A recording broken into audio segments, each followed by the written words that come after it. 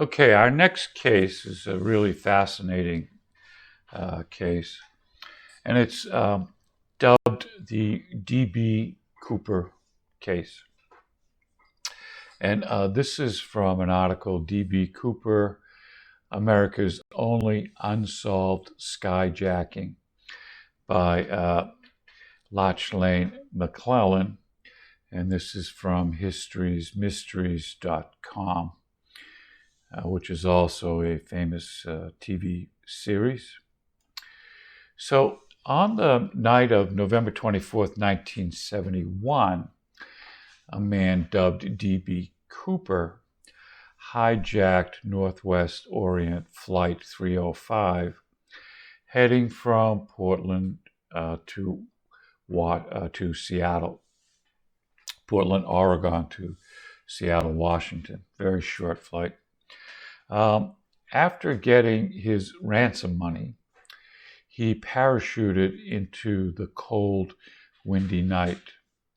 Although the FBI devoted massive efforts to the Northwest hijacking, the mystery man evaded capture.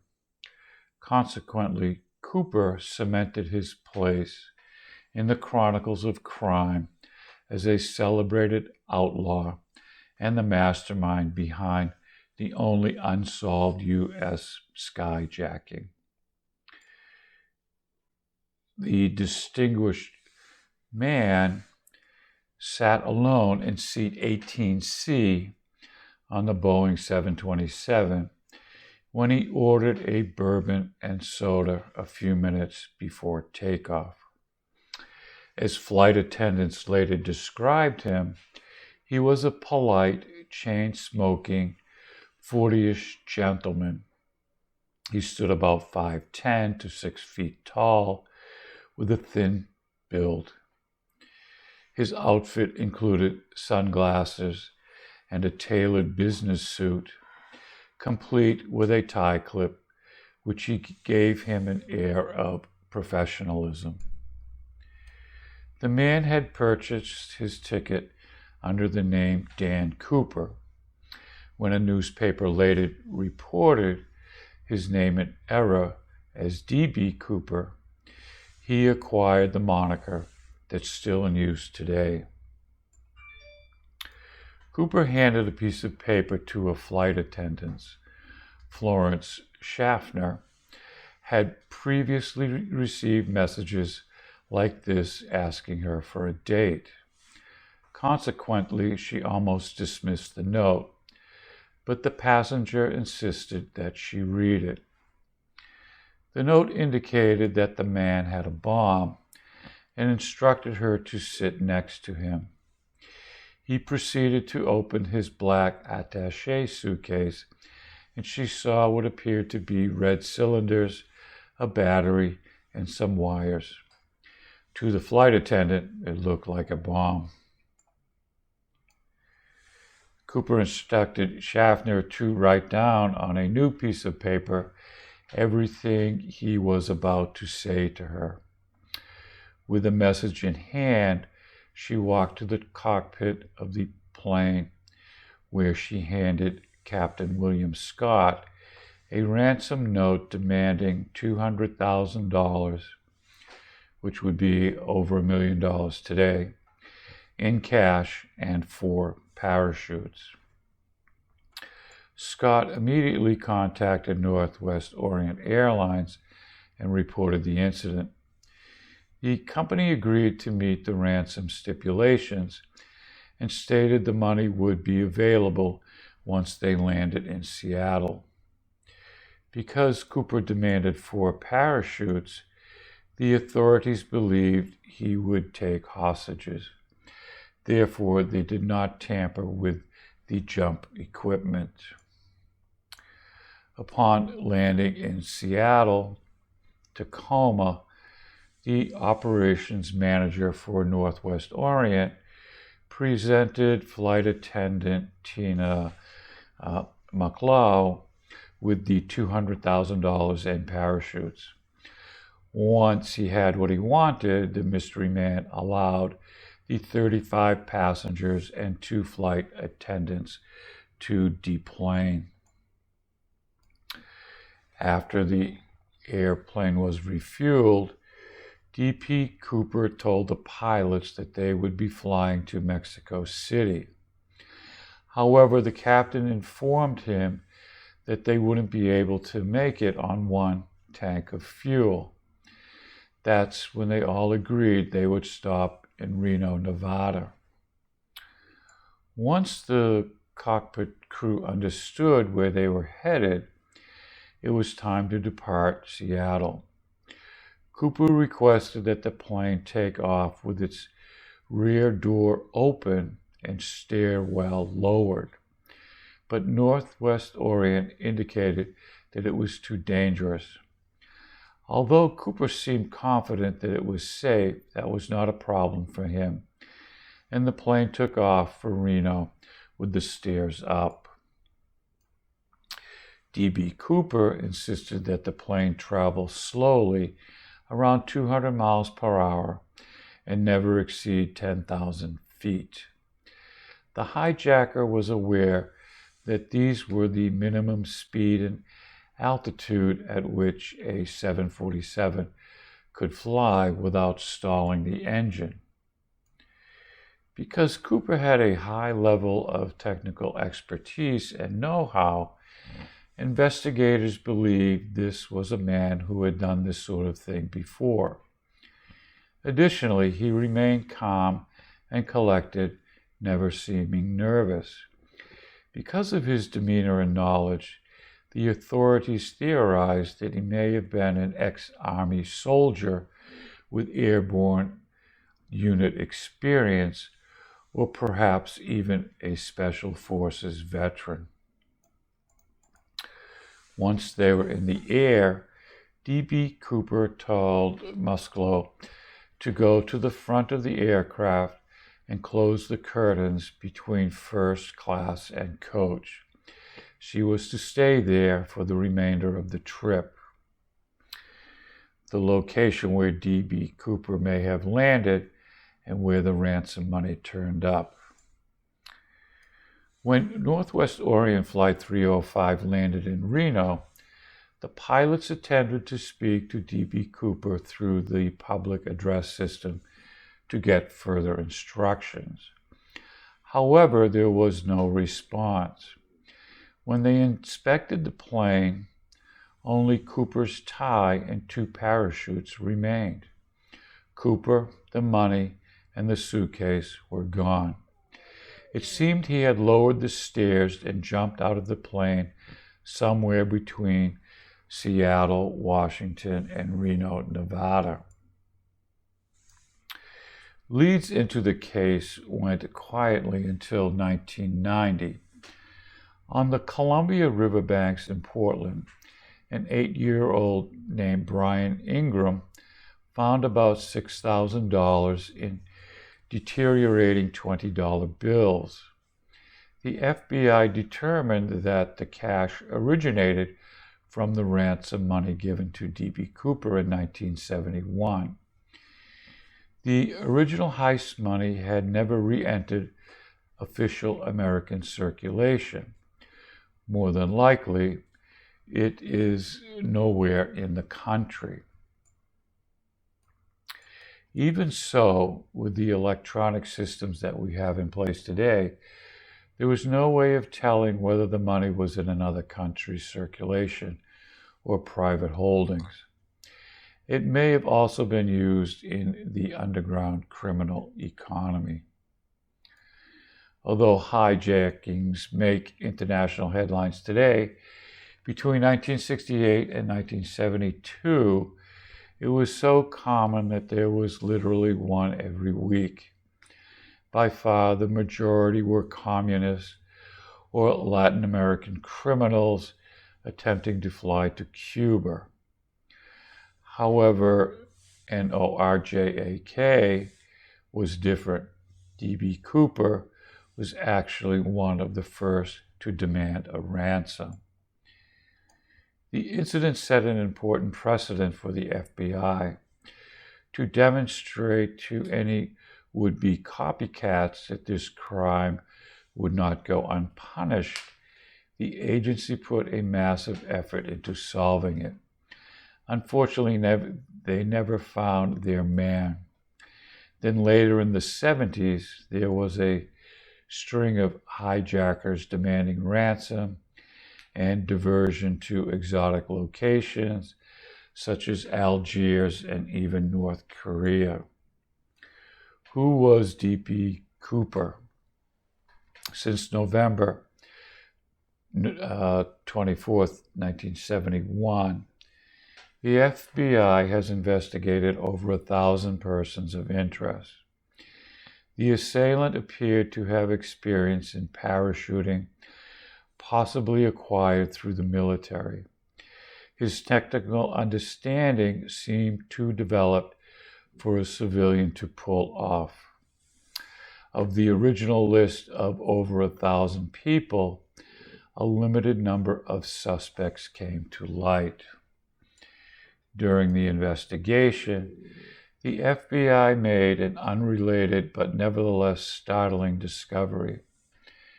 A John Amell, going by the alias Robert P. Clark at the time, was one of the many questioned by the Bureau regarding the Cooper case. During the interrogation, Amell admitted to killing his family in New Jersey some years prior. He thought this was, in fact, why he had been brought in for questioning in the first place. This closed one case, but not the one the FBI had hoped. The FBI thought they had made a break when they received a report from a woman claiming the DB Cooper portrait closely resembled her missing husband.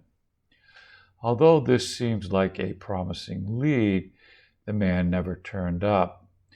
With only the collaborative testimony of the family witness, it went cold. Another lead was a Vietnam War veteran. During questioning, attempted to become the assailant. However, it soon became clear this man was mentally ill and a compulsive liar. Strangely enough, there were a notable number of men coming forward throughout the investigation, claiming that they were the famous hijacker. Two former federal agents, Russell Kalame and Bernie Rhodes, wrote a book called DB Cooper, The Real McCoy in 1991. They proposed that the Vietnam veteran Richard McCoy, who hijacked a plane just 4 months after Northwest Orient's Flight 305 incident, was really DB Cooper. McCoy had served 2 tours in Vietnam as a helicopter pilot and received multiple awards, including a Purple Heart in 1964. He was also a skilled skydiver. When he hijacked United Flight 355, a Boeing 747 headed from New Jersey to Los Angeles on April 7, 1972, his modus operandi was similar to Cooper's.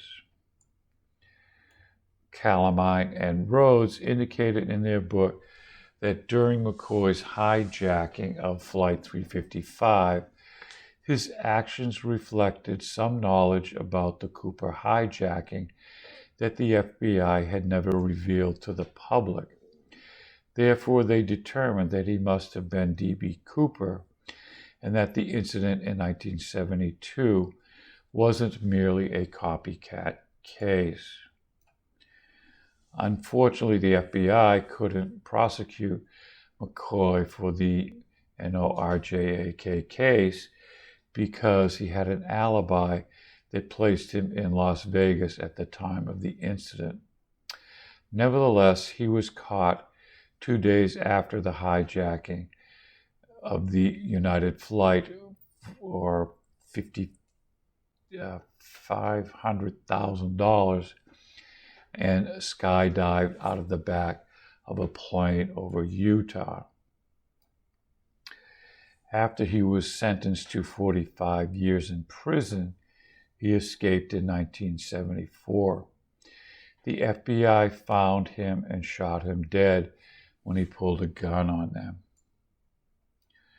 Robert Rackstraw, of all the leads law enforcement may have been most interested in, Robert Rackstraw. Robert was a man who tightly fit the description of DB Cooper, a decorated airborne soldier from the Vietnam War. Rackstraw was discharged for a string of offenses that included unauthorized missions and parachute jumps. In 1978, he faked his own death. Then that same year, he was accused of murdering his stepfather, but that was later acquitted of the crime.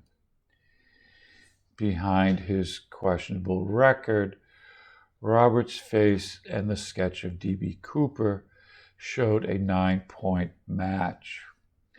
The FBI questioned him several times throughout the 70s regarding his involvement in the 1971 hijacking. However, he only sought to stoke the Bureau by offering vague and often contradictory responses. Confident that Robert was the perpetrator, the Bureau compiled a 40-man team to investigate him in the 70s. All they uncovered were instances where Robert presented himself as a Swiss nobleman or some other illustrious character in the interest of swindling someone out of money. Consequently, they concluded he was little more than a traveling grifter. In 2019, Robert Rackstraw died of heart disease. FBI Special Agent Larry Carr, who led the NORJAK case from 2007 to 2010, believed Cooper probably did not survive the jump from the plane. Carr mentioned that parachuting into the rainy night with poor visibility would have been extremely dangerous. For starters, DB Cooper would have encountered 200-mile-per-hour headwinds upon jumping. With only loafers and a trench coat, he was not wearing the appropriate gear for the conditions. Additionally, the reserve chute he used was a training chute, thus it was sewn shut. He may have perished in the mountains that night. During Agent Carr's investigation, he scoured the DB Cooper forums and found an interesting bit of information. At the time of the hijacking, a French-Belgian comic book called Dan Cooper was popular in Europe. In the fictional stories, the main character, Dan Cooper, was a Canadian Royal Air Force test pilot who had a variety of ventures in planes and space-traveling rocket ships. Carr speculated that the hijacker had been exposed to the comics at some point and may have adopted the protagonist's identity. This bolstered Carr's theory that Flight 305's hijacker had been in the Air Force and was perhaps stationed in Europe. Although countless tips poured into the agency, nothing conclusive came of them. In 2016, the FBI directed its resource to other investigations. However, they will still accept significant evidence as Cooper's parachute and more ransom money if either turns up somewhere. in popular culture, the DB Cooper hijacking of Northwest Orient Flight 305 made a mark on American culture in a big way. Beyond the documentaries based directly on the event itself, several recent mainstream television programs reference the famous hijacker, including Prison Break and Blacklist. Interestingly, in the original concept script for Mad Men, there was talk about revealing Don Draper as being DB Cooper. This could have blended well into his murky backstory. The nature of the crime, it was essentially victimless. All first-hand accounts paint DB Cooper as a gentleman. He went so far as to make sure the attendants were calm and comfortable throughout the flight. Even the money he stole would have been covered by the airline's insurance. DB Cooper's stoic demeanor and flamboyant escape have made him a cult hero. There is even a DB Cooper Day in the Pacific Northwest at some bars and restaurants. Held on the same day of November every year, people from all around the country come together to swap theories and dress as the man himself. Specifically, men have the initials DBC hold a notable place amongst the crowd. Okay, so that's our story of DB Cooper, still part of American popular culture today. Many books have been written about this skyjacking. He has become a local hero. And there are many other stories connected to this in terms of who DB Cooper really was. Another one not mentioned here was that he, after the flight, somebody's daughter finds a letter in the attic and she thinks it might have been him. He eventually becomes a priest. He eventually helps law enforcement solve other crimes. So there are many other people on the list of who DB Cooper might have been.